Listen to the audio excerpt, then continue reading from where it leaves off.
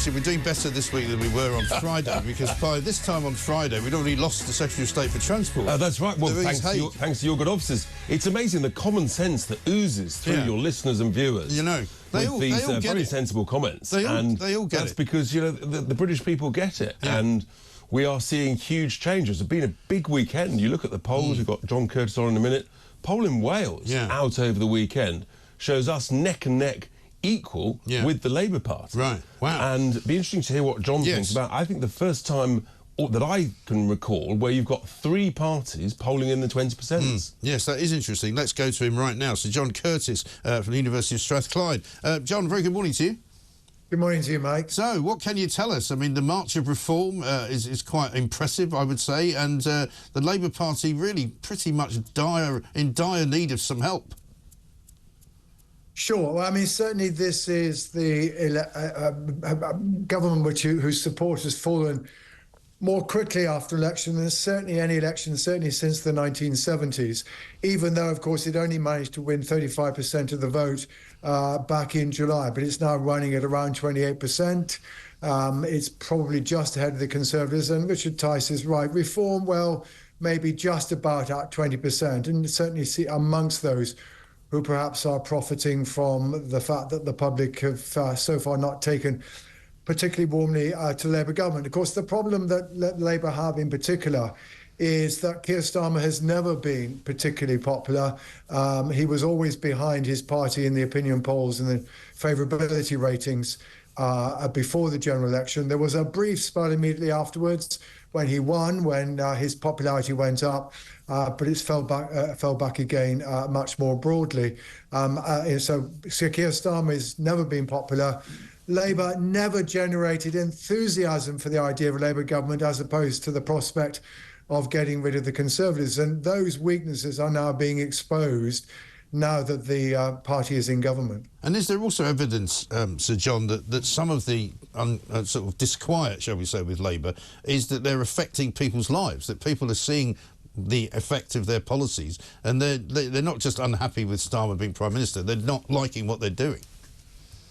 Well, there's some things that they're doing that are not popular. I mean, the one change that is undoubtedly unpopular was the decision to get rid of, for most pensioners, the £300 heating allowance for the winter. That was not something that the Labour Party had ever suggested would happen.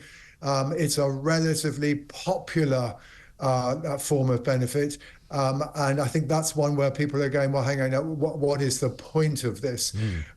There are, of course, rows about, the rise in employer national insurance. There are rows about the farmers. But how much that is causing trouble for the public, I think is more doubtful. I suspect the real answer to your question, Mike, is not so much that people are concerned about the impact of the policies that they are experienced so far, as opposed to the fact that things haven't really changed very much during the course of the last 5 months. Now, that in part is simply a reflection of the very, very substantial policy challenge that faces this government. We have, after all, pretty much maxed out the fiscal credit card, yet the public services don't work and the economy has been flatlining. And, the position at the end of the year on that is pretty much what it was in the middle of the year, not least because it's difficult to turn around, something that was very much emphasised by the budget, where the Office of Budget Responsibility said, well, actually, we're not sure that any of this is going to do anything to increase economic growth, which is the one central thing the Labour Party has said is trying to achieve between now and 2029. And they've now given up on it, basically, and they've said that's no longer one of their main planks of well, I think the rumour is on Thursday that they're no longer going to be saying that they are going to aim to be the fastest growing economy in the G7. Somebody's perhaps worked out that doesn't just depend on how well the UK economy does, but on the economy of the other 6 countries in the G7 as well. But of course, what Thursday is about, it is trying to put some flesh on the bones of Sir Keir Starmer's missions. Those are meant to be the 5 central purposes of the government, although they never really managed to connect very much with the public. So we're going to get promises, for example, on the proportion of children in England who are, by the time they get to P1, are ready to be educated. We're going to get another crucial promise about waiting times for the NHS.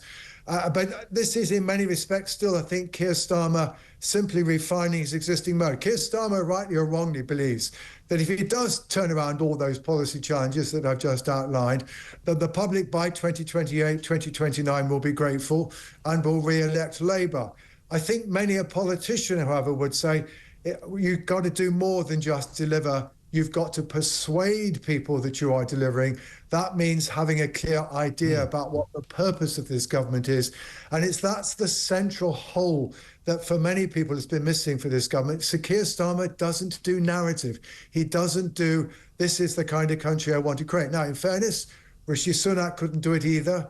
Ed Davey couldn't do it. Actually, yes, the one advantage Richard Tice has is that his colleague Nigel Farage is the one politician who can do narrative. Well, he can indeed, and I think we're seeing why that has become much more popular. Great to talk to you, Sir John Curtice. Thank you very much indeed. Richard Tice is, in fact, here. I mean, the point about the Labour Party and the government, surely, is that they're looking ahead to this, magical year of 2029, when what they need to be doing is saying to people in the here and now, we're going to make your lives better. But they're not. They're making them worse. Well, that's right. At the end of the day, if you look at why Trump secured such an outstanding victory in the US, was because he convinced the American electorate that he would make people better off to a much greater degree than Kamala Harris. And look, whether you like a Prime Minister or not, if people feel that they're getting better off, then they'll continue to vote for that party. And the Conservatives failed because they made people worse off over a 5-year period. They put taxes up. They put taxes up, and economic growth was essentially nowhere. And then you also had the quality of public services and immigration. We're already seeing growth is slipping since the Labour government came to power. You've got businesses now that supported them at the election now panicking and saying, we got this wrong, you basically let us down in the budget. So there is a sort of a collapse in confidence. Absolutely. At every level. And there's a CBI report out this morning that says the budget could yet cost 125,000 jobs. And almost certainly. I mean, the reality is that this was a budget for making people poorer, giving more money to less productive public services, and even the OBR had to admit that their growth forecasts are not going to be met. They had to reduce their growth forecast, they increased their inflation forecast, increased their debt forecast.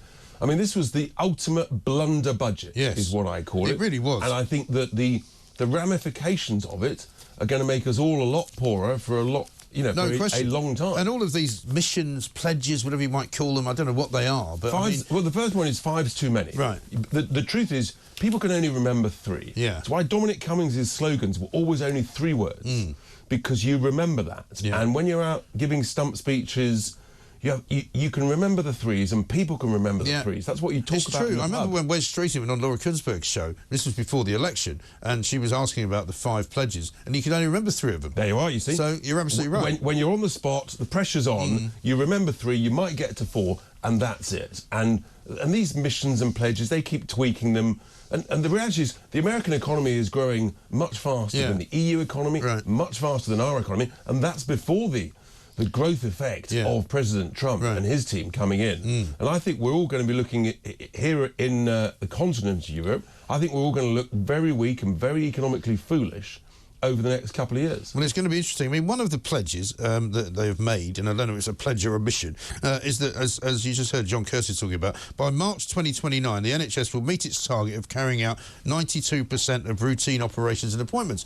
Well, a lot of people who are needing a routine appointment and an operation now will be dead by then. It's 5 years away. It's a completely meaningless target and pledge. Yeah. And also, you don't go to the pub and recite that pledge as a good way to chat up someone at the bar. No. I mean, it's just hopeless. Only if you're Greg Wallace, obviously. Only if you're Greg Wallace, but... NHS bosses, though, of course, are saying, because you can't come anywhere near the NHS, no matter even if you're Labour government, they're saying, obviously, A&E departments will be turned into war zones to hit a target for these routine operations 5 years from now. So even now, the NHS are saying you can't do anything. Where's the ambition? Where's the vision? Where's the hope in what this Prime Minister is offering to the British people?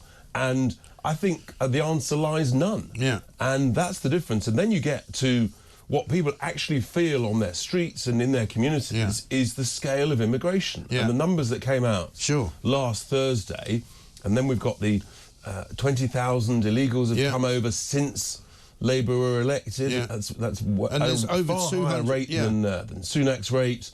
And look, the truth is that whatever they touch is actually getting worse, not better. And this immigration number and the lies that we were told and the spin they tried to use to sort of cover up the 230,000 increase in the year to 2023. Yeah. Just off the chart. I know. Well, also, Pat McFadden yesterday was wheeled out, as he always is when Labour are in trouble, because he's the really de facto Deputy Prime Minister. Meanwhile, the real one is overseas. He's the ultimate spin doctor. He is the ultimate spin doctor, and he doesn't look like a man who enjoys himself very much, does he? He looks a bit Calvinistic to me.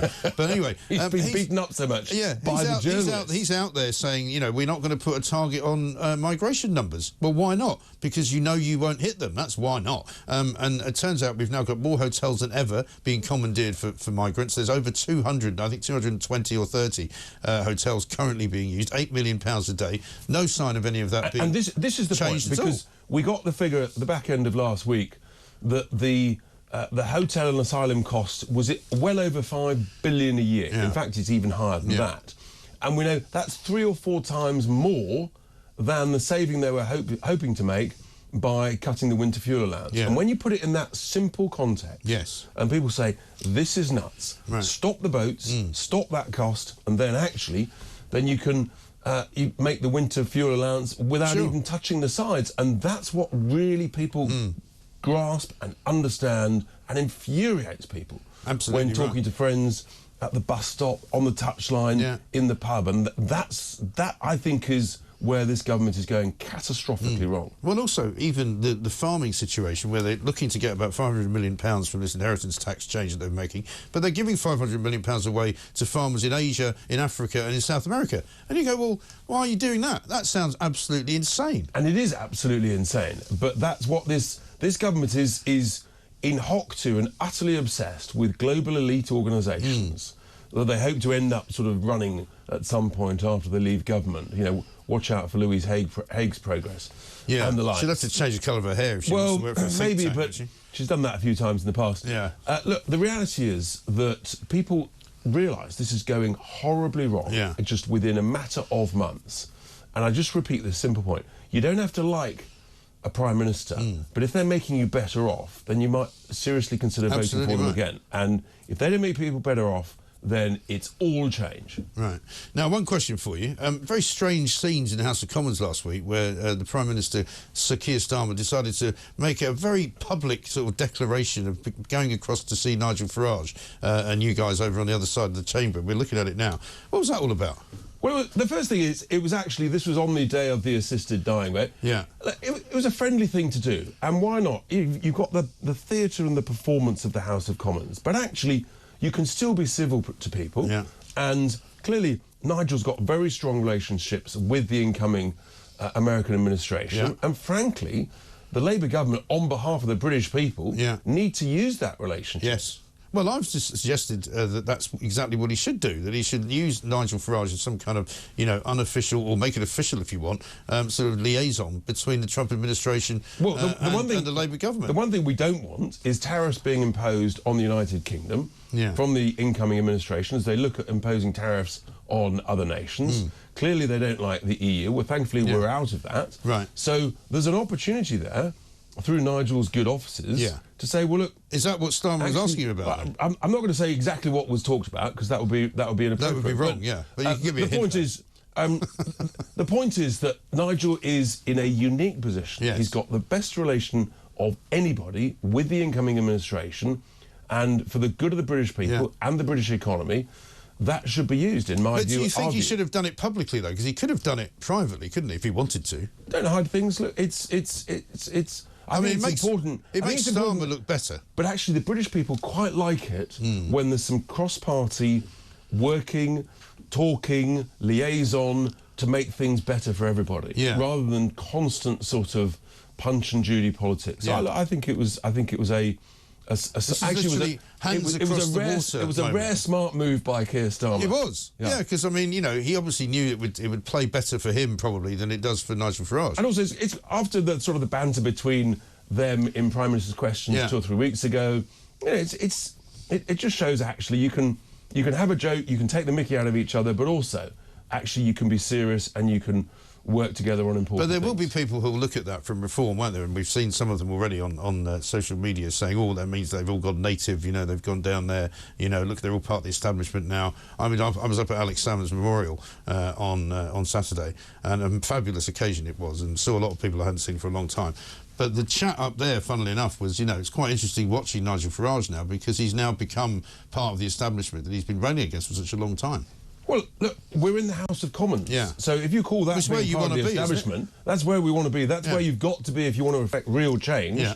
Does that mean that you've all of a sudden become part of the establishment? No, don't be silly. If you look at what we're saying, what we're reporting, and what we're campaigning for, we've got what we think is the right agenda to change the course of the economy, change the course of people's lives, to stop mass immigration, to stop the boat. So we're challenging people in the House of Commons. I think for five of us, we're making a great deal more noise. Absolutely. We're punching above our weight, and we're challenging the establishment on almost every single level. Does that mean you don't talk to anybody about anything? No, of course not. No. You have to, because that's how you convince people, and you've got to be civil as well.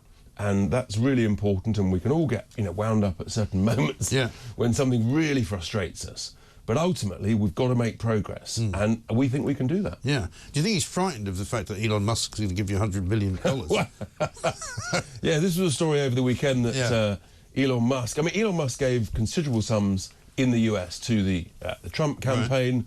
Right. And, look, obviously, what's happening is that Labour and the Conservatives are looking across and looking at us five in the Commons, and looking at the hundreds of branches we're open. They're looking at our growth in the poll ratings. And you've got serious people who are talking about helping reform in a variety of ways, and that's a very good thing, because people say this can't go on. We can't slip down the economic ratings. Something's got to change. Who are the best people to deliver change, stop the country going into bankruptcy? And more people are saying, let's look at reform. I was in Scotland also. We had our conference on Saturday. It was overflowing, and there was a huge sense of hope. I mean, we got, I think, about 7% in Scotland at the general election. We're now polling about 14%. People realise we could play the role of kingmaker in Holyrood in 2026. Just imagine that. We could help.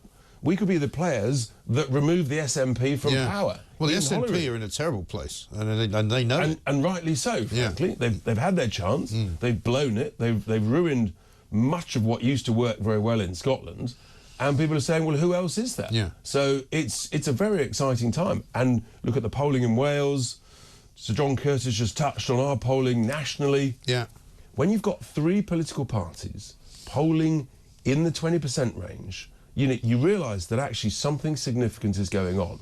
And plus or minus, we're all there or thereabouts. We've got the momentum. Last week went through 100,000 members, more joining all the time, and momentum is really important. Confidence and belief. And money is important, of course, as well. And could he give money? Could Elon Musk give money in that form? I was talking to Theo Usherwood earlier, and he said it would have to be sort of done through some kind of British entity, because you couldn't accept money from a foreign businessman. You can't from a foreign individual, but if you've got a UK trading business, obviously Musk's interests, you've got Starlink, you've got Tesla, you've got X that we know about. There's plenty of UK trading entities. So you're going to start driving into work in one of those big cyber trucks. You know, they are extraordinary, absolutely extraordinary. So, but his influence on the world, on those businesses, on politics, his interest in what's going on here, his passion for free speech, his criticisms of Labour for what they've been doing to free speech, the damage they've imposed on it, is really significant. And he's been very supportive of reform on social media, and those who are standing up for free speech. Very supportive, for example, of Alison Pearson with that ridiculous nonsense from Essex Police. Absolutely right. Got this from Andy to finish up with. Good morning, Mike. Andy from Nottingham.